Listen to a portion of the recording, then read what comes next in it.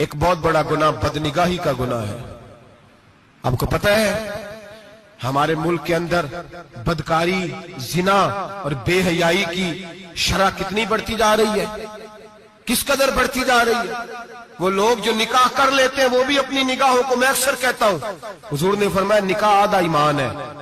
جس نے نکاح کر لیا اس کا ایمان مکمل ہو گیا. تو جو نکاح کے بعد بھی باز نہ آیا، میں اس کو بے ایمان نہیں کہتا، لیکن نبی پاک نے فرمایا جو نکاح کر لے اس کا ایمان ہے، بولیے ایمان محفوظ ہو گیا، اس کا ایمان، سارے بولیے ایمان.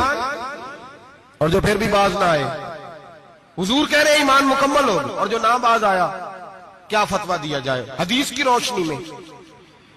میرے نبی پاک کی بارگاہ میں عورتیں آئیں توبہ کرنے، بیعت کرنے، مسلمان ہونے. تو حضور بیعت لیتے وقت فرمانے لگے میرے ساتھ وعدہ کرو، جھوٹ نہیں بولو گی، غیبت نہیں کرو گی، زنا نہیں کرو. ایک عورت بول پڑی، کہنے لگی یا رسول اللہ صلی اللہ علیہ وسلم میں مسلمان تو نہیں پر خاندانی ہوں، میرے گھر والوں کے ذہن میں بھی کبھی زنا کا خیال نہیں آیا.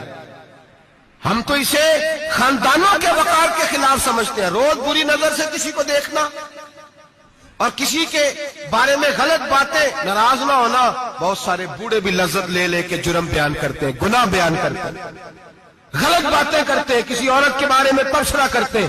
کیا سمجھتے ہیں مرد اور عورت معاذ اللہ تعالیٰ ایک کمرے میں جا کے بدکاری کرے تو وہی زنا ہے؟ میری طرف دیکھیے اور جھانک کر کے سنیے کیا عرض کر رہا ہوں، ادھر دیکھیں میری طرف. نبی پاک صلی اللہ علیہ وسلم نے فرمایا زنا زبان کا بھی ہوتا ہے، زنا کان کا بھی ہوتا ہے، زنا آنکھ کا بھی ہوتا ہے. حضور کس طرح؟ فرمایا جس نے گند دیکھا اس نے آنکھ کا زنا کیا، جس نے لذت لے کے سنا چپ نہیں کرایا، پوری بات سنی، وہ بھی زانی ہے. اور جس نے گندی بات بولی وہ منہ کا زانی ہے، جس نے گند سوچا وہ دماغ کا زانی ہے. اور زانی کو سب سے پہلی سزا اللہ یہ دیتا ہے کہ سجدے کی لذت چھین لیتا ہے، عبادت کا سرور چھین لیتا ہے، اس کا نماز میں دل نہیں لگتا. قرآن میں سب سے پہلی سزا اسے اللہ اپنے دروازے سے دور کر دیتا ہے. بھائیو آج ہمارے سجدے بے کیف ہیں، آج لوگ غلط جگہ پہ گھنٹوں بیٹھے رہتے ہیں. مسجدوں میں لوگوں کے دلوں کو گھبراہٹ ہوتی ہے، لوگ بھاگتے ہیں. میرے نبی پاک نے فرمایا تو نظر کو پاک کر لے، اللہ تیری عبادت میں لذت پیدا فرما دے گا. میرے بھائی یاد رکھ لیں اور سن لیں، سب سے کمزور آدمی وہ ہے جس کا ذہن پاک نہیں. سب سے کمزور آدمی وہ ہے جو کردار کا غلط ہے.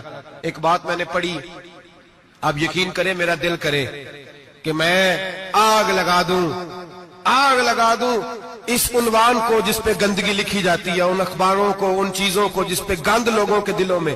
وہ انڈیا کی ایک وزیر اعظم عورت گزری تو کسی نے اس سے کہا کہ پاکستان نے تو تمہیں شکست دی ہے، تم جیت نہیں سکے بڑا ملک ہو کے.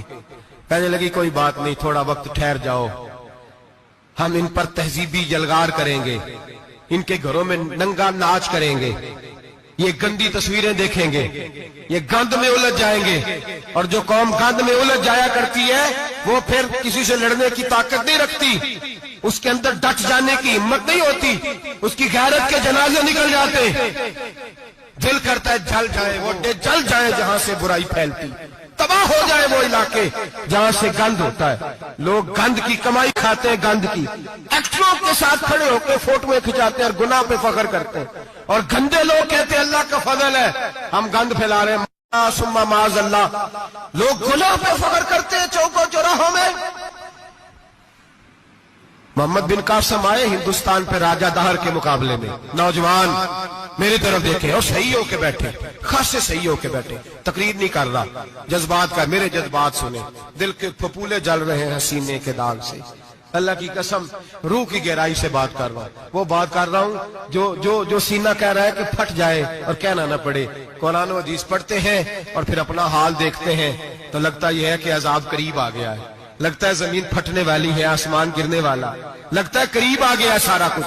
سمجھے کیا عرض کر یہ بات اگر آپ سمجھ گئے تو قیمت وصول ہو گئی. اس کو سمجھ گئے تو سمجھ لیں آپ کے مزاج کے اندر اللہ نے تبدیلی پیدا کر دی. محمد بن قاسم 18 سال کا جوان، ایک عورت کی عزت پر راجہ دہر ہندو نے حملہ کیا، محمد بن قاسم بچانے آئے. جب ہندوستان آئے فوج تھوڑی تھی، علاقہ تھوڑا تھا. راجہ دہر کی فوج بہت زیادہ، اور پھر اپنا عرب چھوڑ کے یہاں آ کے ہندوستان میں اس کے علاقے میں اس پہ حملہ کرنا، حالات خراب تھے۔